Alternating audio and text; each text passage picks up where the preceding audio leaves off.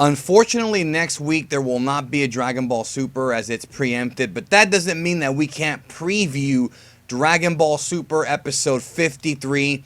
Got it here subtitled. Credit to Herms for the translation. Harry Price has it uploaded. Definitely subscribe to Harry Price, as you can see right there. Let's go ahead and go through this preview as... oh, one more thing before I start. Obviously, there will be spoilers. Not anything too crazy because Dragon Ball Super episode 52 was not that eventful as far as plot goes, but there may be mild spoilers. To be honest, I don't know where the story's going. I have an idea of some of the stuff, but I don't know where the story's actually going. So let's go ahead and dig right into this thing and see what we find. Let's go.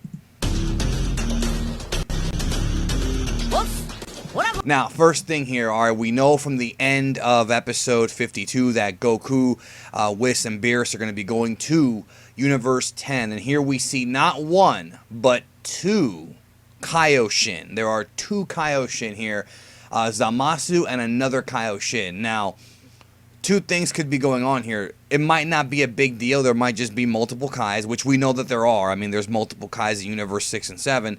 And this other Kai, this yellow Kai right here, might not really be an important character to the story, or he might be something that Toriyama and Toei are hiding from us because he may serve a grander purpose.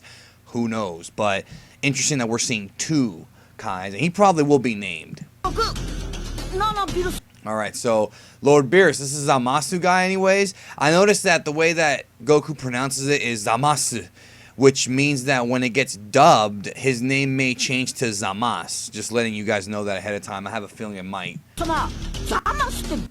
So here we see him in his fighting stance, because of course from what we've understood from the leaks or whatever, Goku wants to test himself against this guy.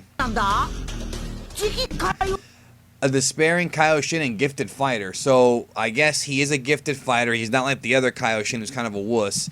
Here we have Goku throwing a shot. And real quick, let's go back to that. Goku using his traditional golden-haired form. I think that's SS2 right there. It is a little irritating because whenever I see Goku fighting someone and he's not in his blue-haired form, I'm thinking he's not taking the fight seriously. And of course, we've talked about this many times in the past.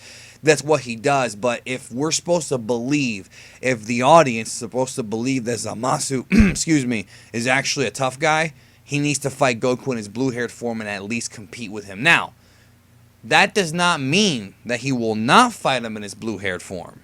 That doesn't mean that that's not going to happen. In the preview, though, we're seeing golden hair. I figured, again, go all out, but maybe he doesn't want to. Maybe we're going to see more when we see the episode in a couple weeks. Goku firing a ki blast. It looks like right there, let's go back a little bit to that frame. Looks like Zamasu just chopped away that ki blast like nothing. Now here we see, of course, that yellow Kai, and there's a bag or a box right there. And in those boxes appear to be time rings, which we're going to talk a little bit more about that as we go through here. So like a super elite then? Tough guy. And here we see him pretty much doing a beautiful little judo-esque parry here of Goku's right hand. He's blocking that right hook, that right cross. Looks like he's about, and then right there, okay, let's look at that shot. It looks like he's about to chop Goku in the neck, just like Beerus did, which again would have a lot more impact if he was using his SS Blue form. He's not, though. But this might not be the end of the fight. It might just be a clip. Goku's, I guess that means he's sure to be a tough opponent. And here we have Beerus and Whis looking at the box of time rings. I think the time rings, and here we have a shot of the actual time rings. I think the time rings are going to play an important factor in this episode.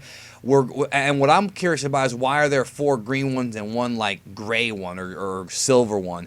The silver one actually looks like, you know, the one that Goku Black has. Now, a lot of us were pointing out that Goku Black's time ring has a symbol. It looks like the time breaker symbol, right? Mira and Toa. Well, it looks like they all have that symbol. So I guess that this symbol is not necessarily that of the time breakers. I mean, it is in Dragon Ball, like Xenoverse and Heroes and all that. But in the series, it looks like it's more of a symbol of just time travel. So I would not presume that this means that we're going to see Mira and Toa in Super. Doesn't mean that.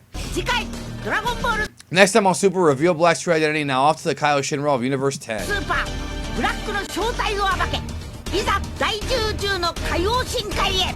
絶対見てくれよな。 There's Goku smiling, and then we have Zamasu there ready to strike. So, next episode looks like it's going to have Goku testing himself against Zamasu, but what I really care about, because the outcome of that fight is not very important to me. What I really care about is what's up with the time rings. Now, I did a video with Herms, the translator, the great man, about the time rings. I'm going to put a link to that in the description down below. I want y'all to check that out. We went in depth about the rules of the time rings, how they work, Black's time ring, and we kind of hypothesized how he even got to the future and what's really going on. So definitely check that out. Herms and I were talking about it. Let me know your thoughts down below on episode 53. Working on a big video for you guys for next Saturday since there's not going to be a super. So still come back to Geekdom 101. Subscribe if you haven't, and make sure you have your notifications enabled. So whenever I drop a video, you get a notification. Thanks again.